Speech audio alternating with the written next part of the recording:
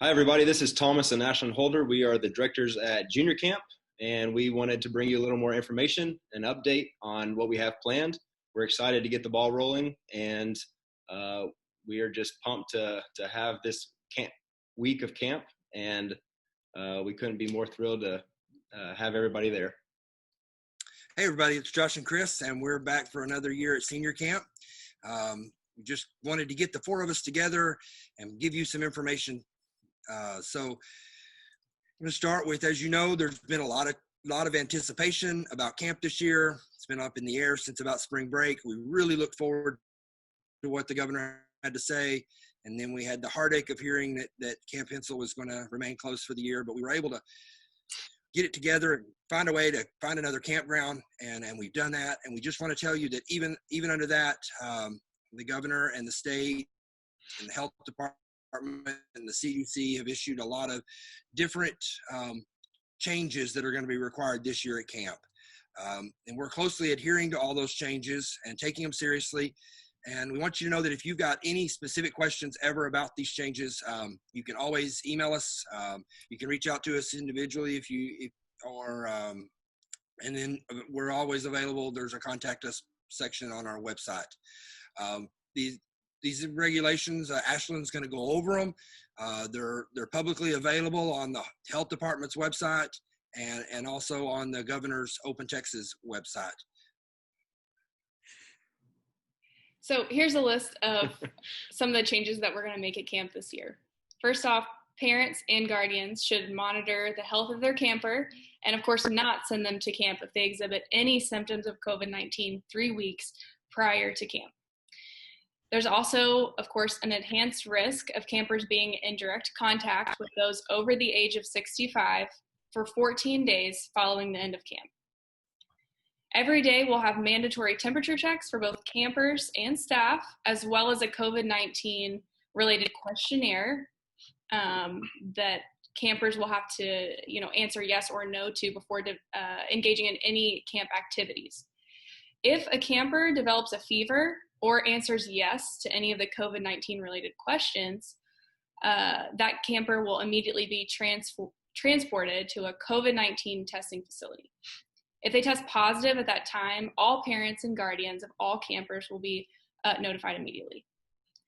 We've developed a management plan with our medical staff for any infectious outbreaks that might happen throughout the week.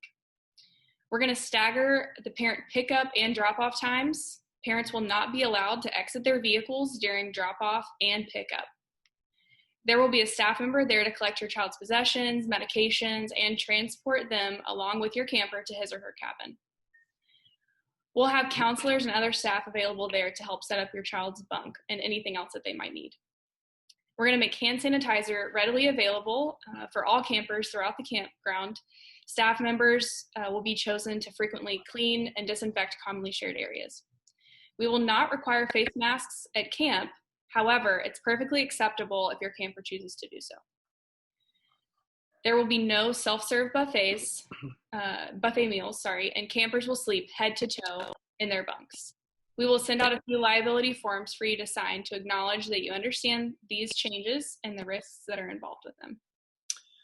So an update on the waiting list. If you have any COVID-19 related concerns, the deadline for canceling with a full refund is going to be June 7th. That is this upcoming Sunday, June the 7th.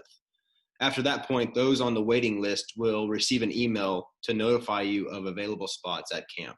So again, June 7th is the deadline. We need to know by then. And at that point, you will be notified. An update on the activities that are going to be held at camp. Due to the change of location, we're going to have each camper reselect their daily activities. At Junior Camp, we're going to be adding airsoft, quick draw, foursquare in the air, and horseback riding. And unfortunately, we're going to have to take away a few activities as well, since they don't fit the location that we're going to be at. We're going to have to remove hiking and paintball wars. We're still going to be able to have paintball target shooting, so that will be an option to sign up for at Junior Camp. But we will not have paintball wars.